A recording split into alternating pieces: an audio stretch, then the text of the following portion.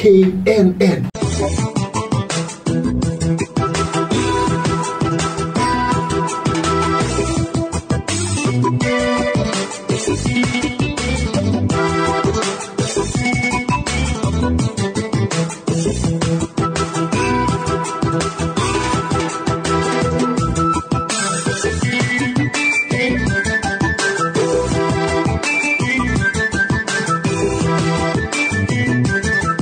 bismillaahi raxmaani raxiim duhur wanaagsan dhegaystayaal qodobada wararka raadiyaha kulmiyadda hornimadan oo idiin hayana waxaa ugu waaweyn kulankii golaha shacabka ee maanta oo buuq iyo sawaxan ku soo dhammaaday warbaahinta madaxa bannaan oo maanta dibadda looga saaray kulanka su'aalaha lagu weydiinayay laamaha amniga wafdi ka socda dawladda Eritrea oo soo gaaray magaalada Muqdisho qaraxyo miino oo maanta ka kala dhacay degmada Hodan iyo duleedka Muqdisho gudoomiyaha maxkamadda gobolka Shabeellaha Hoose oo maamulka gobolka iyo kan degmada Afgooye ka dalbaday xafiisyo ay ku hawlgalaan Soomaaliya oo bilad maar ah ka soo hoysay tartankii orodka ee ka socday Rwanda ciidamo ka tirsan dawlad deegaanka Soomaalida ee Itoobiya oo gudaha u galay qaybo ka mid ah gobolka Hiiraan madaxweynaha galmudug oo gaalkacyo kaga qayb galay tartan orod ah oo magaaladaas lagu qabtay shirkadda Bion oo yaraynaysa diyaaradaha ay soo saarto kadib diyaaradeedii ku burburtay dalka Itoobiya iyo daadad ay dad badan ku dhinteen oo ku dhuftay qaybo ka mid ah dalka Iiraan markale ku celi warbali waran maxaan kaaga warramaa xaaladda dalka ma run baad rabtaa mise been run baan rabaa beenraad ma leh kulmiye ka dhagayso wayna ka hadaba intaasi waxay ahaayeen qaar ka mid ah qodobadii warkeenna ugu waaweynaa iminkana waxaad u diyaargarowdaan isagoo dhammaystiran wadajir waxaa maanta warka idinkugu akhrinaya anigoo maxamed surye nur iyo maxamed axmed tuuryare warkii oo dhammaystiran xildhibaanada golaha shacabka ee baarlamaanka Soomaaliya ayaa kulankii maanta ay ku lahaayeen magaalada Muqdisho waxa uu ku soo gabagaboobay fawdo iyo buuq kadib markii ay suurtagali weysay in sidii loogu talagalay uu kulanku u furmo isla markaana la weydiiyo su'aalo wasiiro iyo taliyayaal xarunta xaadiray dhinaca kalena warbaahinta madaxa bannaan ayaa buuq uu ka bilowday waxaana loo diiday suxufiyiintu inay kulanka goobjoog ka ahaadaan wixii markaa ka dambeeyayna xildhibaanada oo buuqay ayaa keentay in gudoomiyaha golaha shacabka uu kulanka soo xiro cabdiqani cabdullaahi ibraahim ayaa ka warramaya wixii ka dhacay golaha shacabka waxaa maanta la wada sugayay shirka ay golaha shacabka ku su'aalo weydiin lahaayeen wasiirada amniga kangaashaandhigga iyo taliyayaasha ciidamada si ay uga jawaabaan amni xumida jirta ee ay xildhibaanada mooshinka ka keeneen balse shirka oo saacad dheeri ah lagu daray wakhtiga uu furmi lahaa si xildhibaanada u gaaraan tirada loo baahan yahay ayaa markii uu kooram ku dhammaystirmay howlka iska xaadiriyeen si su'aalaha loo weydiiyo wasiiradii la wacay iyo sidoo kale taliyayaasha xoogga booliska iyo kan asluubta waxaana maqnaa gudoomiyaha gobolka Banaadir Injineer Iriisow iyo Fahad Yaasiin taliye ku-xigeenka nabad sugidda ahna siihayaha xilka taliyaha ee hay'adaasi oo labaduba dadka la wacay ka mid ahaa balse la islama gaarin in su'aalo la weydiiyo mas'uuliyiinta xaadiray ee maqnaanshiyaha kuwa maqnaa oo durba gudoomiyaha golaha shacabka ayaa soo jeediyay in shirka uu noqdo mid ay albaabada u xiran yihiin taasi oo loola jeedo in wariyaasha dibadda looga saaro sida uu qoray qodobka 68aad ee dastuurka kumeel gaarka ah golaha wuxuu yeelan karaa fadhiyo albaabada u xiran si loo ilaaliyo sirta dawladda loo ilaaliyo isla markaas waxaa la qabanaya ay u noqdaan wax macna samaynaya waxaan soo jeedinaynaa in shirkan uu noqdo shir albaabada ay u xiran yihiin waxaan rabnaa marka golaha arrinkaasi inay nala qaataan aan rabnaa intaasi kadib waxaa dhacday codayn uu buuq hareeyay 104 xildhibaan ayaa codeeyay in dibadda loo saaro wariyaasha 20 ayaa ka aamustay halka 42 ay ogolaatay in saxaafadda gudaha ay ka tabiso wararka dooda amniga sida uu gudoonka sheegay balse lama wada sugin natiijada oo buuq ayaa mar kale hareeyay howlka shirarka oo xildhibaano ayaa yiri codaynta si sax ah looma sameyn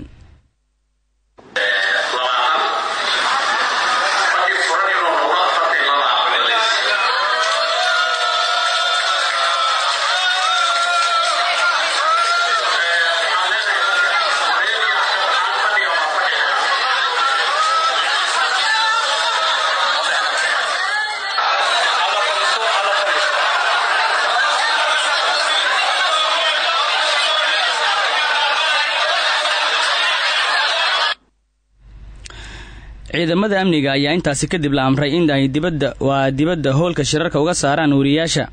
balse xildhibaano ayaa ishortaagay oo iridka laga bixin lahaa wariyaasha ayay fadhiisteen buuqi ayaa halkii ka sii socday waxayna qaadatay daqiiqado badan in guddoonka golaha shacabka uu maareeyo shirka sidoo kale kulanka ayaa noqday mid intaasi kusoo idlaaday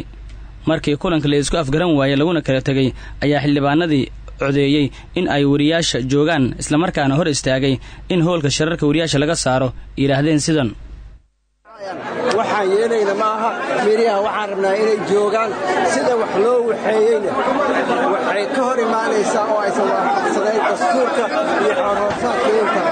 marka intaasaan rabaa inaan idiin sheega aada umaadsan ma waafajinin dastuurkii ma waafajinin xeerhoosaad guddoomiyaha baarlamaanka sharciga sida uu qorayo wuxuu leeyahay waa inaa asaga xasuusiyaa xeerhoosaadka wuxuu leeyahay 10 xildhibaan iyo ka badan hadday soo jeediyaan in ajandaha wax laga bedelo waa inay codsigooda geeyaan codsigii lama geynin 10 xildhibaan oo saxiixday oo codsigaas mooshinkaas geysayna ma jirto de guddoonka inuu asaga isu codeeyo xildhibaan aadan isaaq cali iyo sidoo kale xildhibaan cabdulaahi goodax barre oo labaduba ka tirsan xukuumadda Soomaaliya ayaa dhankooda yiraahday sidan waxaa u sahlay dad sheeganaya xildhibaano inay yihiin ficilkooduna uu shabaabka u adeego waa arkaysaan meesha waxay ka sameeyeen shacabka Soomaaliyeed meel kasta uu joogo waxaan u sheegaynaa in wajiyada aad maanta meeshan ku aragteen oo baarlamaanka fawdo dhex keena aad si fiican haddaa ummadda Soomaaliyeed u barataan aniga shakhsiyan dadka maanta meeshaas fawdada ka sameeyey ee diiday in baarlamaanka Soomaaliyeed xogaal u noqdo amniga meesha maraayo waa shabaab kana ka mid hadda sii socdo kaasaa ka mid ah la barto waa simple majority mudaharaad kuma dhista baarlamaanka xildhibaan kula mid ah waxaa ayaan daraha baarlamaanka maanta inuu xaniban yahay 22 ruux oo diidan dalkan in amnigiisa aan ka hadalno oo maanta naga hor istaagin amnigiisa aan ka hadalno waa ayaan daro aanan loo dulqaadan karin 22 xildhibaan in dalkan amnigiisa laga hadlo ay diideen xildhibaan kula mid ah shirka maanta buuqa ku soo idlaaday ee golaha shacabka ee baarlamaanka Soomaaliya ayaa la rumaysan yahay in uu muhiim u ahaa xaaladda ammaan ee dalka toddobaadkii hore ayay maalmo dalbadeen xildhibaanada maanta oo lagu balansanaana buuq ka dhashay in wariyaasha bannaanka looga saaro hoolka shirarka ayaa uu shirka u baaqday in wariyaasha bannaanka looga saari doono hadalhaynta ayaana soo bilaabatay maalintii Arbacada ahayd ee gudoomiyaha golaha shacabka uu ku dhawaaqay in sabtida amniga laga doodayo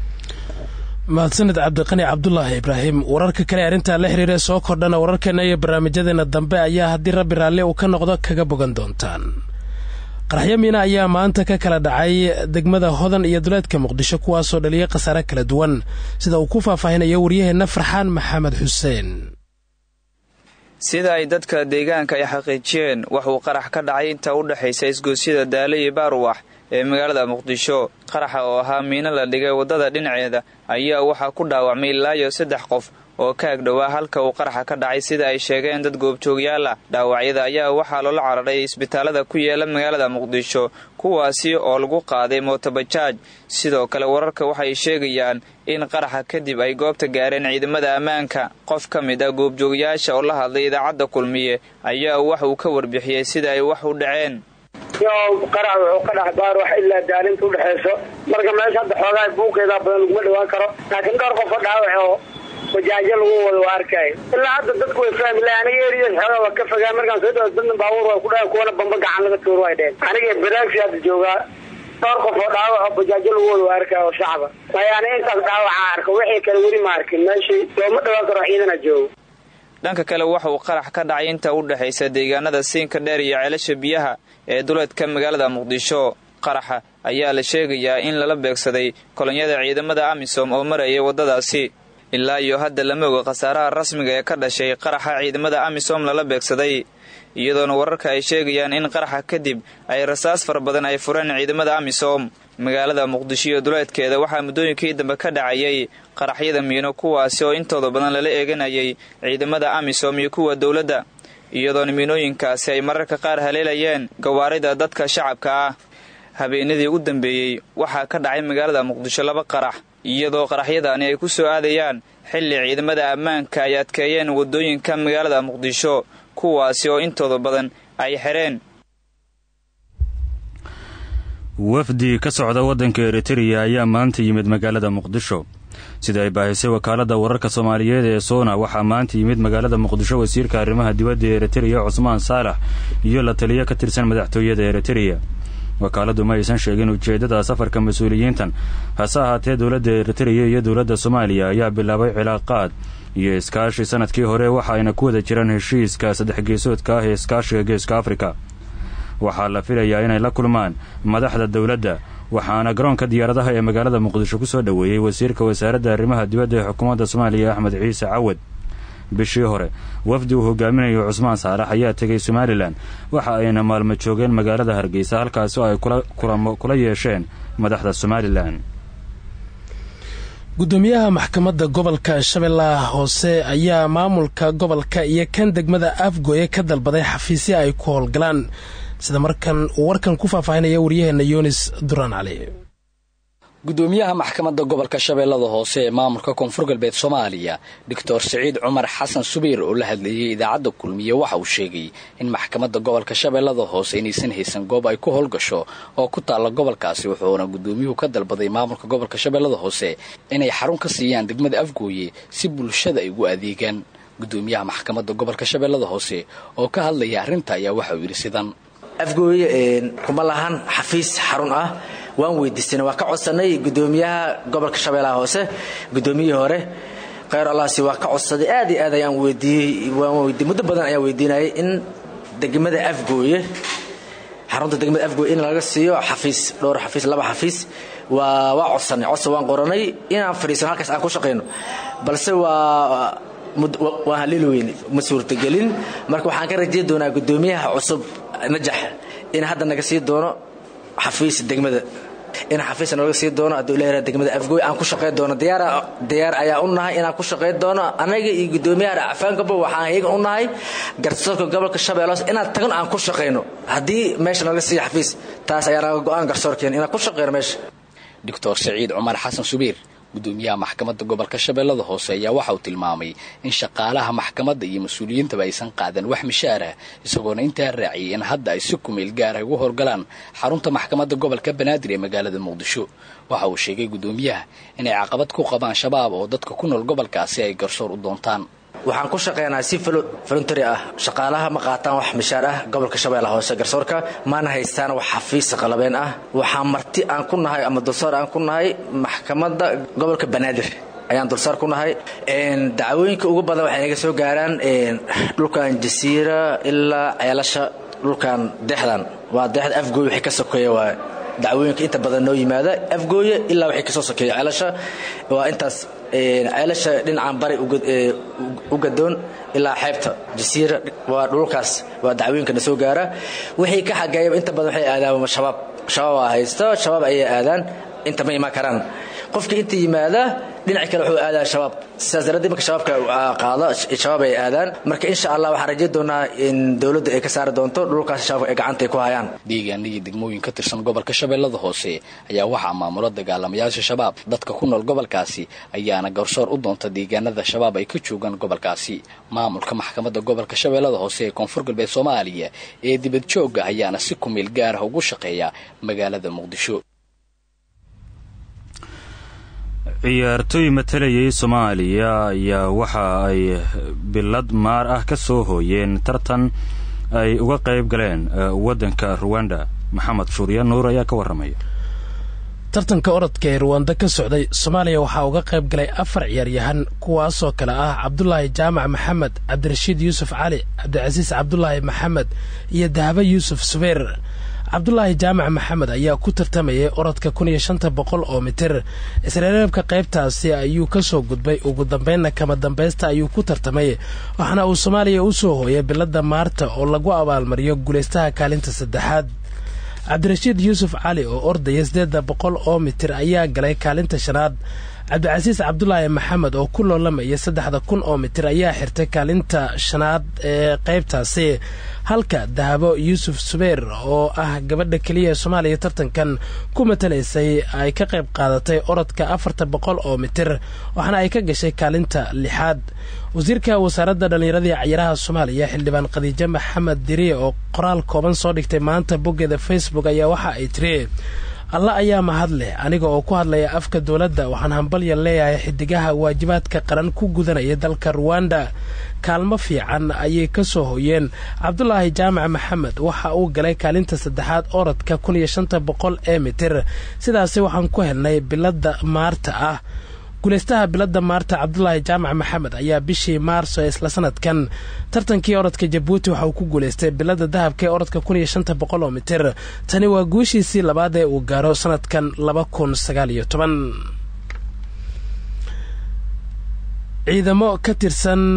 dowlad deegaanka Soomaalida ee Ethiopia ayaa gudaha u galay qaybo kamid ah gobolka Hiiraan sida uu ku soo waramayo wariyaheena Cusmaan Aadan Carays wararka ay idaacadda kulmiye ka helaysa deegaanada Dhoobe Ilinguud Maxamuud Gacal Xuduwagle ee dhacaadka gobolka Hiiraan uu la wadaago ismaamulka Soomaaliya dalka Itoobiya ayaa laga soo sheegay halka in ciise ay ka taagan tahay kadib markii ciidamo kilinka shanaad Soomaaliya dalka Itoobiya ee wata cagacagafyo howlo shaqo ay ka wadaan gudaha dalka Soomaaliya ay soo galeen 15 kilomitir waxgaradka deegaankaasi la soo xiriiray warbaahinta KNN ayaa sheegay waxaan ka cabanaynaa maamulka dawlad deegaanka ciidamo ah iyo kuwo maamulka degmada Feerfeer ah oo xadgudub ku sameynaya dhulkii shacabku deganaa ee Soomaalida waxay wataan baalooyin waxay ka wadaan dhismo waxay hor istaageen shaqadii ka socotay beeraha dadkii shacabka ay ka shaqeynayay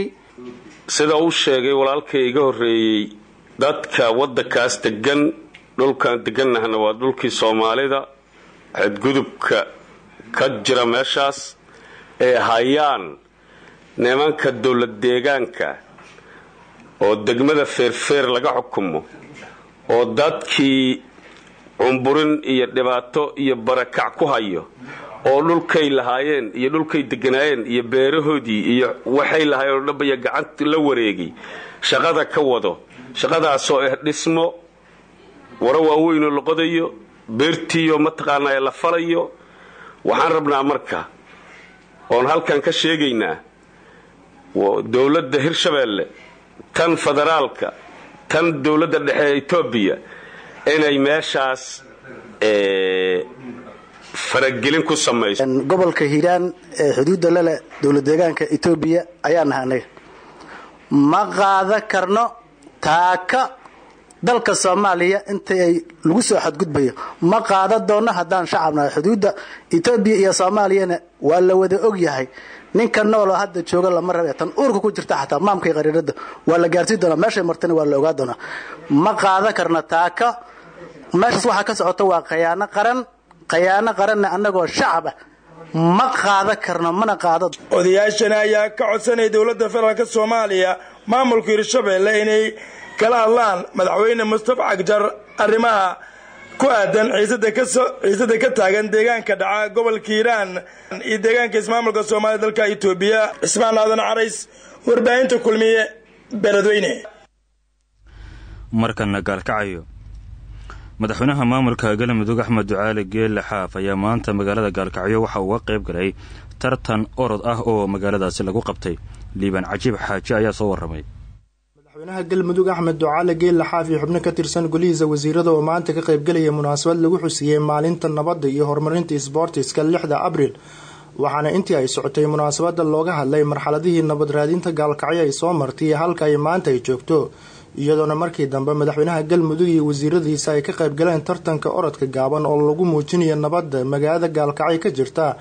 iyadoona sidoo kale orodkaasi ay ka qayb galeen madax ka tirsan maamulka Puntland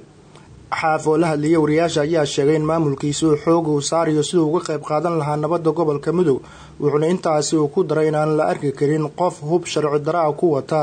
deegaanada gobolka Mudug walaalayaal wax loo dibad baxo ama qorax loo taagnaado oo nabad ka qaalisan ma jiro nabadda annaga ku nool ayadu nuguma noola 2 sano ka hor meeshaan xabad baa ka dhacaysay haddana bastooladaa lagu diimaa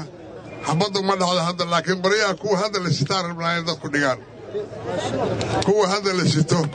ayaa loo baahan yahay in la dhigo insha allah baabuur teknikaah halkan waa ka zuulahayaa bori la sitaan waa ka zuulahayaa dadku nabad bay u noolaan doonaan gacmahay wada laalaadin doonaan wax kale oo waxa ugu muhiimsan balgaalkadayo hadda nabadha ku faanto ayadoo shingaan axmed ka dhacayso liban cajiib xaajiraadu kulmiye gaalkacyo halka warkaasi aad kala socotaan waa idaacadda kulmiye ee magaalada muqdisho markana wararka dibadda dadad xooggan oo geystay khasaare kala duwan ayaa ku dhuftay qaybo ka mid a gobollo ku yaala koonfur galbeed dalka Iiraan daadadka oo socday toddobaadyadii lasoo dhaafay ayaa ilaa haatan waxaa ku dhintay ku dhowaad 70 ruux 19 bishii aynu ka soo gudubnay ee Maarch ayaa ahayd markii qaybo badan oo ka mid a dalka Iiraan uu ka bilowday roob xooggan kaasoo saameeyay boqolaal magaalo iyo xaafado isagoo sidoo kale burburiyay kumanaan wado buundooyin iyo dhismayaal kale wararka ayaa sheegaya in haatan 86,000 oo ruux ay ku sugan yihiin xaalad degdeg ah iyadoo hay-adaha gargaarku ay ku dadaalayaan sidii dadkaasi loo gaarsiin lahaa gargaar degdeg ah